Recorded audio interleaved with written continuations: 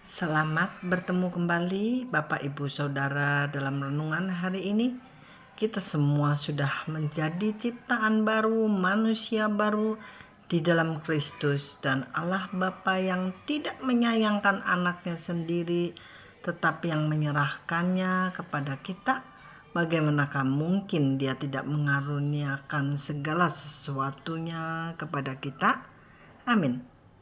Banyak sekali di luar sana, saudara, disebut tentang kelahiran Yesus yang palsu. Dan tokoh-tokoh yang disegani lebih daripada menyegani pencipta alam semesta ini. Teknologi dan AI di dunia juga tampak hebat sekali. Sehingga tampak seakan-akan Yesus hanyalah legenda yang sudah usang. Tetapi saudara, kita melihat kepada Alkitab, maka segala cerita ada di sana. Mulai dari love story sampai cerita perang, sosial, budaya, teknologi, politik tertulis di sana.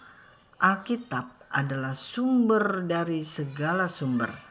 Dikatakan bahwa ia adalah nafas dari Allah. Berarti membaca atau mendengar Alkitab adalah seperti sedang bernapas dengan napas Allah.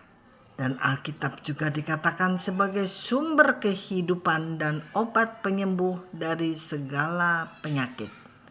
Padahal kehidupan adalah suatu hal yang dicari-cari oleh semua orang. Dapatkah yang paling hebat di dunia ini seperti AI dan teknologi membawa kehidupan dan menyembuhkan segala penyakit? Tentunya tanpa merusak bagian-bagiannya atau efek samping. Tidak ada yang seperti Allah di dunia ini. Dikatakan kita lebih daripada orang-orang yang menang. Bukti-bukti di Alkitab tentang saksi-saksi yang bertemu dan menceritakan tentang semua lakon yang di dalam Alkitab. Tentang orang Majus. Dari Matius 2 ayat 9 sampai 11, setelah mendengar kata-kata raja itu, berangkatlah mereka. Dan lihatlah, bintang yang mereka lihat di timur itu mendahului mereka, hingga tiba dan berhenti di atas tempat di mana anak itu berada. Ketika mereka melihat bintang itu, sangat bersukacitalah mereka. Maka masuklah mereka ke dalam rumah itu dan melihat anak itu bersama Maria ibunya, lalu sujud menyembah Dia.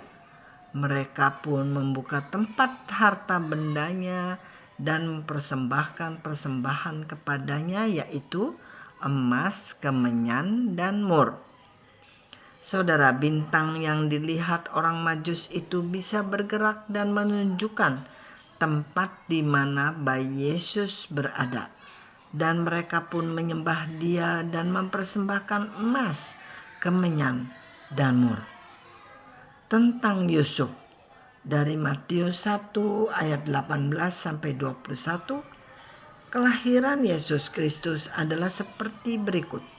Pada waktu Maria ibunya bertunangan dengan Yusuf, ternyata ia mengandung dari Roh Kudus sebelum mereka hidup sebagai suami istri. Karena Yusuf suaminya seorang yang tulus hati dan tidak mau mencemarkan nama istrinya di muka umum, ia bermaksud menceraikannya dengan diam-diam. Tetapi ketika ia mempertimbangkan maksud itu, malaikat Tuhan nampak kepadanya dalam mimpi dan berkata, "Yusuf, anak Daud, janganlah engkau takut mengambil Maria sebagai istrimu, sebab anak yang di dalam kandungannya adalah dari Roh Kudus. Ia akan melahirkan anak laki-laki dan engkau akan menamakan dia Yesus, karena dialah yang akan menyelamatkan umatnya dari dosa mereka." Ayat 15, dan mereka tinggal di sana, yaitu di Mesir, hingga Herodes mati. Hal itu terjadi supaya genaplah yang difirmankan Tuhan oleh Nabi, dari Mesir kupanggil anakku. Saudara, kondisi Yusuf adalah dalam pertunangan dengan Maria, dan tiba-tiba Maria ketahuan hamil tanpa pernah berhubungan. Maka dia disebut perawan sampai kelahiran bebinya. Yusuf sebagai tunangannya bermaksud untuk menceraikannya, tetapi malaikat Tuhan mencegah itu dan mengatakan bahwa Maria telah hamil oleh Roh Kudus. Dan pasangan ini setelah beberapa bulan kemudian melarikan diri ke Mesir untuk mencegah Herodes membunuh semua bayi. Sekarang kita lihat dari sudut Maria. Dari Lukas 1 ayat 28 sampai 32. Ketika malaikat itu masuk ke rumah Maria, ia berkata, "Salam hai engkau yang dikaruniai, Tuhan menyertai engkau." Maria terkejut mendengar perkataan itu, lalu bertanya di dalam hatinya, "Apakah arti salam itu?" Kata malaikat itu kepadanya, "Jangan takut hai Maria, sebab engkau beroleh kasih karunia di hadapan Allah.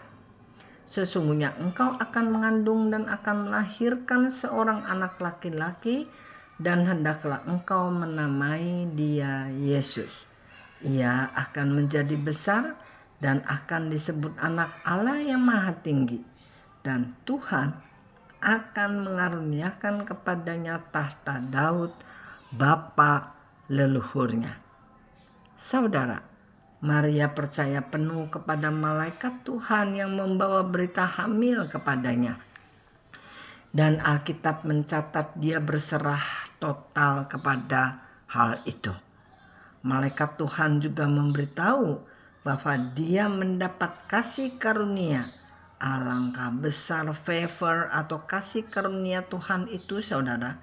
Alangkah berartinya dalam hidup kita kalau bisa memperolehnya. Sekarang kita lihat dengan gembala di padang. Lukas 2 ayat 8 sampai 10. Di daerah situ ada gembala-gembala yang tinggal di padang menjaga kawanan ternak mereka pada waktu malam. Tiba-tiba berdirilah seorang malaikat Tuhan di dekat mereka, dan kemuliaan Tuhan bersinar meliputi mereka dan mereka sangat ketakutan. Lalu kata malaikat itu kepada mereka, "Jangan takut, sebab sesungguhnya aku memberitakan kepadamu kesukaan besar untuk seluruh bangsa." Dari ayat 11 sampai 14, "Hari ini telah lahir bagimu juru selamat, yaitu Kristus Tuhan di kota Daud. Dan inilah tandanya bagimu, kamu akan menjumpai seorang bayi dibungkus dengan lampin dan terbaring di dalam palungan."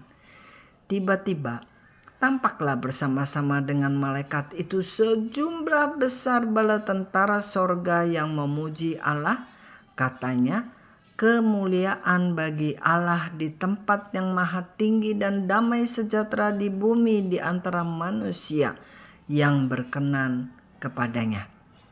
Penampakan malaikat Tuhan ini, saudara, dengan berita gembira melengkapi semua penampakan yang melengkapi lahirnya baby Yesus. Sekian renungan hari ini. Salam gembira di hari Natal ini untuk saudara-saudara semua. Selamat hari Natal.